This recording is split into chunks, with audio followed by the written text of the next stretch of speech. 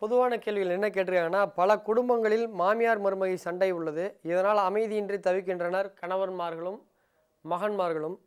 திருமணத்திற்கு ஆண், பெண் ஜாதகங்களை ஒப்பிட்டு பார்க்கும்போது, மாமியார் மருமகள் ஜாதகத்தையும் பார்த்தா இந்த பிரச்சனை வராதான்னு கேட்குறாங்க. அப்பா சாமி, இன்னைக்கு அவன் கல்யாணத்தெல்லாம் இங்கே சேலத்துலலாம் வந்து பார்த்தீங்கன்னா, இங்கே தாரமங்கலத்தில், இங்கே ஆட்டியாம்பட்டியத்துலலாம் அந்த அந்த சமுதாயத்தில் இங்கே இந்த இதில் போய் பார்த்தா க்யூ நிற்குது. இந்த க்யூ வந்து ஒரு 1.5 கிலோமீட்டர் நிற்குது.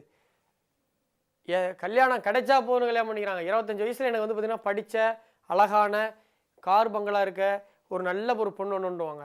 27 வயசில் படித்த அழகான பொண்ணு தான் போதுமாங்க. 30 வயசில் படித்த பொண்ணு தான் போதும், வேலைக்கு போகிற பொண்ணு தான் போதுமா. 32 வயசில் வேலைக்கு போகலாம் பரவாயில்ல, கொஞ்சம் பார்க்குறது நல்லா தான் போதுமா. 35 வயசில் ஏதாவது கல்யாணம் பண்ணுறதுக்கு எதாவது இருந்தால் போதுன்றான். இன்னைக்கு இப்படி போயிட்டுருக்கு. நீ மாமியார் மருமகளாம் நீங்கள் பார்த்து எப்போ கல்யாணம் பண்ணி என்ன பண்ண வருது? இது எல்லாருக்குமே வரத்தான் பிரச்சனை. இதோடைய ஆதி மூலத்தை நான் சொல்லுவேன், பட் ஆனால் நம்ப மாட்டீங்க. ஆனால் இதுதான் உண்மை. எனக்கு வயசு கம்மி தான், 27 வயசு தான் ஆகுது. நான் தனியார் கார் நிறுவனத்தில் வேலை செஞ்சுட்டு இருந்தேன் 2016-17 காலத்தில். அப்போ டெய்லியும் 10 ஜாதகம் பார்க்குற மாதிரி நேரம் எனக்கு கிடைச்சிது. அதுக்கப்புறம் சென்னையில் ஒரு தனியார் நிறுவனத்தில், கொரியா கம்பெனியோடைய கார் நிறுவனத்தில் வேலை செய்யும்போது டெய்லி 7 ஜாதகம் பார்த்தேன். கிட்டத்தட்ட ஒரு 3000-4000 ஜாதகம் பார்த்ததில் இந்த பிரச்சனை ஒரு 10% வரும். இதுக்கு எல்லாம் மூல காரணம் என்னென்னா பொசசிவ்னஸ். ஒரு தாய் வந்து தன்னுடைய மகன் பிறந்ததுலேருந்து சீராட்டி பால் ஊட்டி எல்லாம் வளர்த்தி தன்னுடைய உயிராகவே நினைப்பாங்க. ஏன்னா கணவனு கூட நீ வேணால் போய்க்கம்பாங்க, பையனை விட்டு கொடுக்க மாட்டாங்க. ஏன்னா தன்னுடைய உடல்ல இருந்து பிறந்தவன், வெளியில் வந்தவன், தன்னுடைய ரத்தத்தை குடித்தவன், ஸோ அவன் தான் நம்மளுடைய உலகம் நினச்சிட்டு இருப்பாங்க.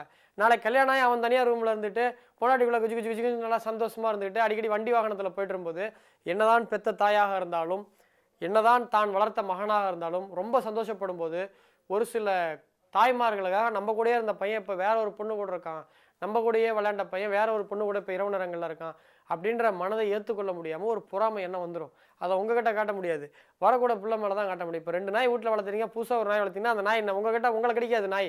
ஏன்னா நீங்கள் அது சோறு போடுறீங்க. புதுசாக வந்த நாய் வவுங்க. அந்த மாதிரி தான் இது வந்து இயற்கை. இது வந்து இதுக்கு காரணம் வந்து பொசிட்டிவ்னஸ் தான். இந்த பொசிட்டிவ்னஸை மேனேஜ் பண்ணக்கூடிய பொண்ணுங்க தான் சரி இதுதான் இயற்கை, இப்போ நம்ம தம்பி பாலாஜி சேலத்தம்பி சொல்கிற கரெக்டாக தான் இருக்குன்றதை ஏற்றுக்கிட்டு பொண்ணுங்க சரி அவங்க பண்ணாலும் சரின்னு போகாமல் புருஷன் வீட்டுக்கு வந்தோடனே முறுக்கி ஏற்றி விட்டுட்டு, ஏன்னா அந்த டைமில் கல்யாணம் ஆன புதுசில் ஒரு 4-5 வருஷத்தில் அம்மா மேலே இருக்கிற பாசம் கண்ணை மறைச்சிரும். ஏன்னா வேறு சில விஷயங்கள் மேலே அந்த டைமில் மோகம் அதிகமாக இருக்கிறதுனால அம்மா மேலே இருக்கிற பாசத்துக்கு வலு அப்போ குறையும். ஸோ அந்த டைமில் என்ன கம்முன்னு இருக்க மாட்டேன்னு திட்ட, ஏன்னா நம்ம இத்தனை வருஷமாக வளர்த்துன பையன் நம்மளை பிடிச்சி திட்டுறான்னு அந்த இது வரைக்கும் இருந்த பொசிட்டிவ்னஸ் உங்கள் மேலே கோபமாக மாறும். அந்த கோபம் பொசிட்டிவ்னஸ் ரெண்டும் சேர்ந்து தனி கொடுத்த வரைக்கும் போயிடுது. அதுக்கப்புறம் ஒரு 6 மாதம் கழிச்சு குழந்தையெல்லாம் பிறந்தப்பறம் உங்களை கண்டுக்கவே மாட்டாங்க, அந்த குழந்தைய கொஞ்சம் ஆரம்பிச்சிடுவாங்க பாட்டிங்க. ஸோ இப்படியே வாழ்க்கை போயிட்டுருக்குது. இதுதான் உலகம். ஸோ வந்து அந்த கல்யாணம் ஆகிட்டு புதுசாக போகிற பொண்ணுங்க தான் இதை புரிஞ்சுக்கணும்.